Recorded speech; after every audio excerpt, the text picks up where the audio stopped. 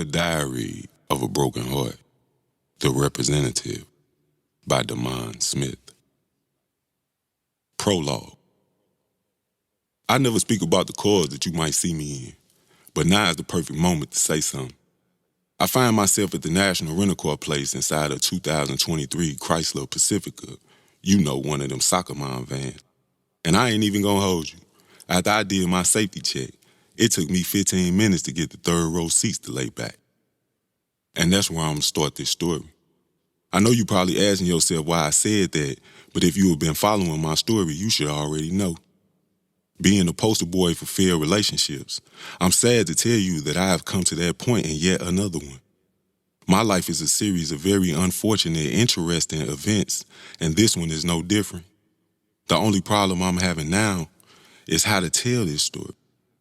Do I hit you with the politically correct stuff, or do I shoot you straight down the pipeline? Deep breath. If you know me, you should already know my answer. But let's just say for book purposes, you don't know me from a can of paint. First, because it will make me have to explain it to you. And second, unless you know me in real life, you actually don't know me from a can of paint. With that being said, let's get into it. Chapter 1, the beginning. When I got the DM from, let's just call her Absolutely so we can leave the real names out of it. I ain't trying to get sued. When I got the DM to my Instagram from Absolutely, the thought crossed my mind to ignore it. I was fresh out of a situationship and really didn't want to be bothered with the countless women that jumped into my DM on a regular basis. Backstory. My name is Damon Smith, and I go by a host of nicknames and aliases, but I'm known on the internet as Mr. Hey Now, and in my real life, just call me Day. My social media handle is @MrHeyNowandEJ if you want to look me up to see if I'm playing. But needless to say, I've been turned up on the World Wide Web for some time now. You can only imagine how many messages and comments I get, but that's neither here nor there. What is important is when I got the DM from Absolutely, I started to ignore it. I should have ignored it. But I didn't. I wouldn't be writing this book if I did. As a matter of fact, after I finished reading what she said, I responded back instantly. But not what you might think. I was for real unconcerned with her advance to want to see me because in my mind, that trip from St. Louis to Atlanta was coming out of my pocket and that was not happening. So you should already know what I said. You don't, do you? It's hard for you to read between the lines, huh? I get it. It's my story, so I know exactly what I'm talking about. Forgive me. My response, not verbatim, but close, was, I would take the time out of my day to see what she was talking about, but I was not paying for the trip. Her response was instant, asking me how much it would cost to get me in her face. Not wanting to get my hopes up, I thought about it for a few minutes, and while I was thinking about that, I got another thought, but we'll get back to that one. I didn't really know how much it would cost to take the trip to Atlanta since I was already in a rental car, and it happened to be a 2023 Buick Enclave, and they get great gas mileage. In my mind, it wouldn't be more than $140 both ways, so I put my tax on it for food, snacks, odds and ends, and came up with a total of $250, so that was my final answer in response. Coins dropped, or whatever Cash App sounded like. Then she responded, "When you coming? You remember that thought I was going to tell you about later? This is the later." So as I'm looking at the response, the thought is really on my mind to accept her $250 as a donation and a lesson not to play with strangers on the internet. Then I had the moment. You know, the one where you question, is this the right thing to do in general, keeping karma first?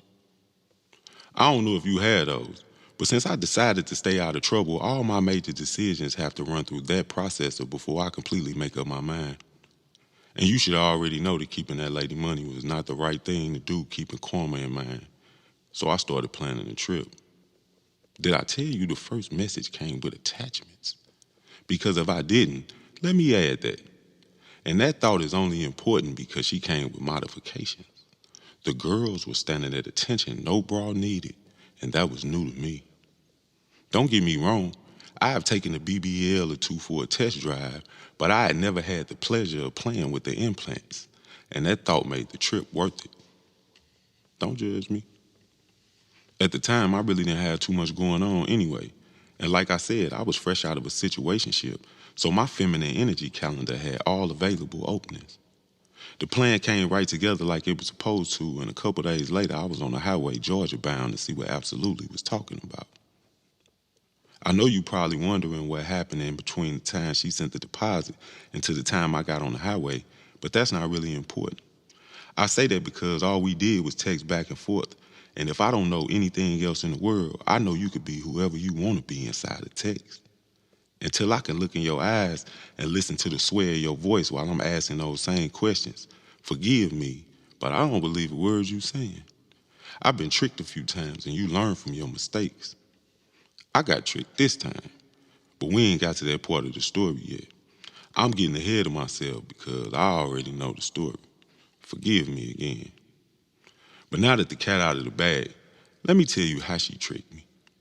I learned something new about women in every failed relationship I find myself in, and Absolutely did not disappoint. When we pulled up, I met her representative, and I ain't even gonna hold you. I want to tell you that she didn't look nothing like her pictures, and I finally got the catfish experience off of my bucket list, but I can't. What I can say is, she looked like the older version of the pictures she had sent me, but the girls were still girling. I want to give you a detailed description of exactly what she looked like, but I'll leave that up to your imagination. And before you feel a certain type of way about not getting the stats, I never posted her on any of my social media accounts, so there is no actual footage available to fact check what I'm telling you anyway. Well, I did post her a few times, but she always had on one of those blow-up costumes they sell on Amazon. She was a dinosaur, a heart, a Christmas tree, and something else if I'm not mistaken. But that's all the airplay she got, and it wasn't my idea. As a matter of fact, let me skip past all the usual filling out of a complete stranger that you met on the internet and get straight to the first face-to-face conversation. I mean, nobody in the world any harm, so it doesn't take too long to get comfortable around me. Plus, on the back end, I come with EJ and Bear, and they are a complete vibe all the way. I'm very big on communication now that I'm older and know better. So before lust or whatever she had in mind when she shot her shot at me on the gram, I was in search of a clear understanding because they are the best thing to have when dealing with women. It's something about being able to say in all honesty that I told you from the jump when any mention of my flaws or anything close to them comes back up later on in life. I can't even explain it to you. Food got ordered and we sat down to eat and get the specifics out of the way. I can't say that it was the first thing I said, but I'm certain in the third or fourth sentence, I stopped all the laughing and giggling to stress my point. I needed eye contact and the whole nine as I looked at her with the purest transparency and said, my emotions are set up different. I don't deal with my feelings like everybody else. It put a quick pause in her and I could tell from how her body tensed up. She tried to play it off with the usual, yeah, okay. But that was the setup I was looking for. It always happens when I'm honest and forthcoming with that fact about myself, that I don't get taken seriously. It has happened on more than one occasion, and trying to be proactive, I put my best effort in making the point stick. I'm serious even when I'm joking. So unless you're around me long enough to see it for yourself, I do my best to take the guesswork out of it and give it to you straight down the pipeline. I literally come with a warning. Literally. So in my mind, I have to tell you what you are getting yourself into before you get yourself into it so you can choose if you really want to get yourself into it. If you get what I'm saying. I have 3 key points that need to be accepted before I can move forward with dealing with a woman, and you already know the first one. My emotions are set up different. Second, I don't eat pork. And last but not least, the internet is my job. I should have said that first, but I didn't. I have over 3 million followers across all my platforms, so to me, that one is a gimme. I can't even hold you though.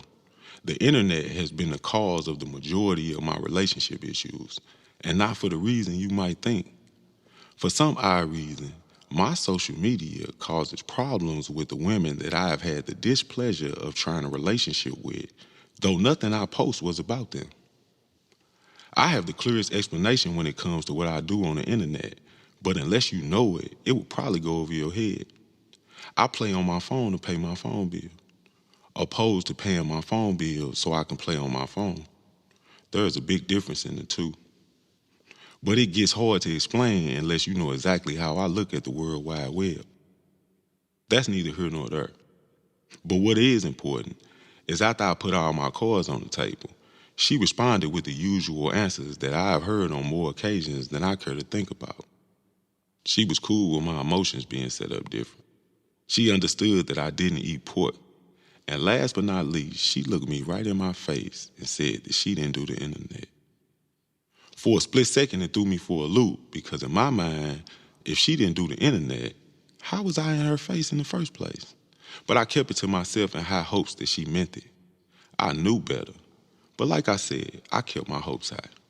Just because I have seen and dealt with the situation on countless occasions, I refuse to be judgmental in a new situation. Until she showed me that she didn't mean it, I was forced to take her word for it, and that is exactly what I did. Forgive me for not bringing the babies into this, because you already know they were with me. Absolutely had two fur babies of her own, and while we were getting to know each other, EJ and Barrett were making friends with Harley and Corn. I can't say how long we went back and forth, but by the time it was time to go to sleep, I was ready for it. That 10-hour drive from Misery, you might call it Missouri, but I don't. I was good and ready to give me a few hours of rest and relaxation. I want to give you the play-by-play on how I took her down the first night, but I can't. I probably could have, but that wasn't on my mind at the time. I've had more than enough sex in my lifetime to not be in a rush where that is concerned. To me, it makes men seem thirsty when that's all they're after, and that was not the reason I made the trip.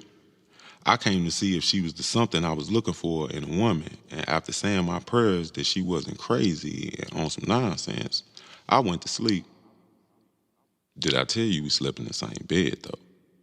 At some point during the night, we ended up cuddling, but that was it. When I finally woke back up, she had ordered food.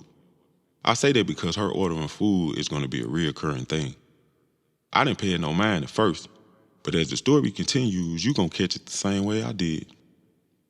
After breakfast, we ended up going to the mall. You already know I take EJ and Barrett everywhere I go so they can enjoy life with me. Plus, I have separation anxiety where they are concerned. I can also admit that they get way more attention than me. I be wanting them to enjoy their celebrity status and jam with the people because they earned it. I didn't really want anything from the mall. It was just a test to see how she acted when we went out together in public, and you should have seen it. Due to the fact I can't take EJ and Bear anywhere without them being recognized. When it happened, I dealt with it in the same fashion that I always deal with it, but I also watched how she played it too. I think we got stopped a few times for pictures and conversations, and every time she fell back. I couldn't understand it at first, but I didn't let it bother me. Dealing with complete strangers that know who we are was something that took me a lot of getting used to. But once I did, I accepted it as a part of being famous, and it is what it is. We are absolutely nothing without the people that know and love us, and I keep that in mind at all times, whether I'm in public or private. By the time we made it back to the house, she was ordering food again. I know I said that would be a reoccurring thing, and that is what I meant by it. As a matter of fact, let me get this out the way. The thought crossed my mind to just keep mentioning when she ordered food, so I could say without saying that she didn't cook, but that wouldn't be all the way true. From the beginning of the relationship until the end, she cooked a glove. You don't know what a glove is, do you? A glove is a slang term for 5. She cooked 5 times. And it's crazy I could remember each time because for some odd reason they were special. Don't laugh. But now that I got that little piece of information out of the way, let me get back to telling you this story. After we finished eating, I went right back in with the questions. I should have asked her did she cook on a regular basis, but I had to find that out the hard way. Don't laugh. I was more concerned with how she acted at the mall, so that was the line my questions went in. I want to give you the verbatim responses she gave me, but I don't remember. And I'm going to do everything in my power to not even stretch the truth. Speaking of the truth, at some point after we finished eating at Uber Eats, I asked her did she read my books. She said no. The thought instantly crossed my mind to read one of them to her, but I let it pass. What I did was told her that she should take a few minutes out of her life and get to know me. But you know I said it with no feeling or emotion behind it, so she laughed. I laughed with her. Because my only job is to give you all the information that you need to have to deal with me, and I leave the rest up to you. When bedtime rolled around, she set some towels out for me, and I ain't even gonna hold you. I kind of felt like a booty call. I have done that before, so I know what it feels like when the shoe on the other foot. Her shower was set up to fit her little frame, but you know I made the best of it. That good removable shower head worked just like it was supposed to when I got the job done. The water wasn't as hot as I liked it, but complaining about the temperature of the water just seemed petty to me, so I kept it to myself. But the thought did cross my mind. Fresh out of the shower, you know what time it was? She came to bed in the hottest little form-fitting house dress, and that was all I needed to see to start putting a plan together. You know the girls was girling. The thought crossed my mind to just pull the dick out and see what she did, but I didn't follow it. I passed on my second thought too. The third one seemed like the way to go, but when I got the fourth, I knew I was on to something. I know you wondering what I was thinking, but that ain't none of your business. You are only here for what I did, and I can't wait to tell you. Not wanting to rush into anything, I waited until we were good and comfortable before I found myself face to face with her other set of lips to see what she tastes like. No rush there either. I can't give you the clock time on the work I put in, but I eat ass too, so I was hanging out. At no point in time did the thought cross my mind to not give her the standard tongue lashing that comes with me. So that's exactly what she got. And if you don't know, after I was finished with that, I made sure that I took my time to kiss her right in the mouth. That's also a part of the standard package. Just to make sure if we ever fall out later, she can't never tell nobody that I ate her ass without bringing up the fact that she kissed me in the mouth afterwards, tongue included. When I was sure that we had swapped enough spit, I rolled back on my side, wiped my face, and started licking my fingers without breaking eye contact. I've been told that that is toxic behavior, but it was a part of my fourth thought, so I let it play out. And you should have seen the look on her face. It was like she was in shock and appalled at the same time.